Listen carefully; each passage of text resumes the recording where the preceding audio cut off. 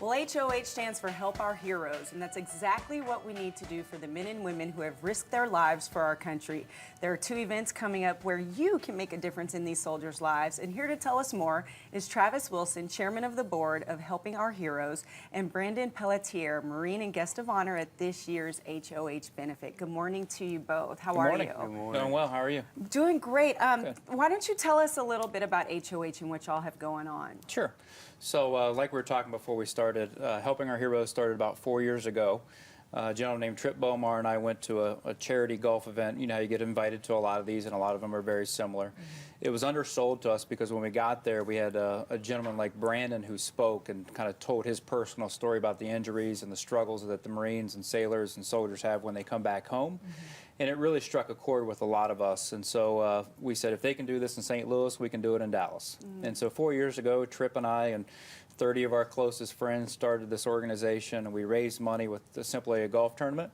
First year we raised $50,000 for somebody like Brandon, and then it grew to 85, and then 100, and then we eventually got our contributions matched, where it took the contributions up to $200,000, and that was the first 3 years. This year we've actually split off the event, you know, not just the golf and auction.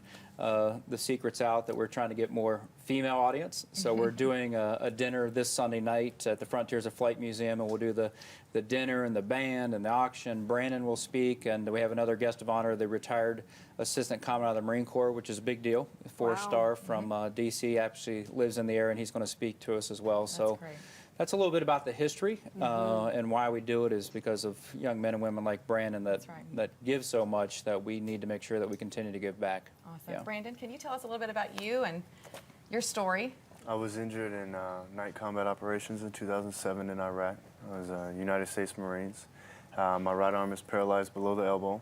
Thankfully, I got to keep it. So, you know, that's very important. And yeah, there it is. And it's been amazing because most of the time you go on a deployment, you get done, you come back, start working up for the next one.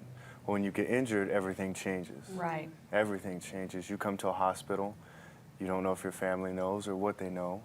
Most of the time, you don't have any way of getting in contact with them because a lot of the time, depending on the injury, the guys are in comas or you know, medically induced comas, or just out just because of the traumatic injuries that they face. So you're relying on the military to contact your family. And they do a great job, but then again, when you're in the hospital, you have no clothes, you have nothing. So it's organizations like the Injured Marine Semper Fi Funds that build backpacks, that do all these steps above the regular. And I remember waking up in the hospital, and a wonderful lady came in and brought me a bag and said, you know, there's socks, there's a little, I mean, this was 2007, and a CD cassette player thing was amazing to me. It wasn't an iPod, it wasn't an iPad, or none of this.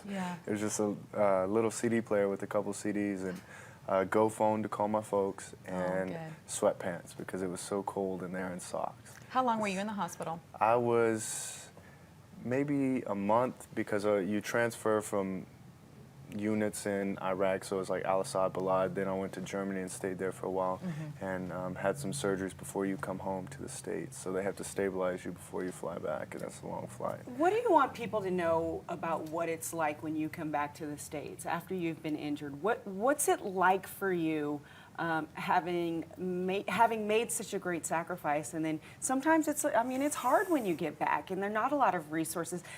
I want you to really tell it, you know, get down in deep for me right now, and tell the people watching what we can do to help to make it so it's not as traumatic when you come home.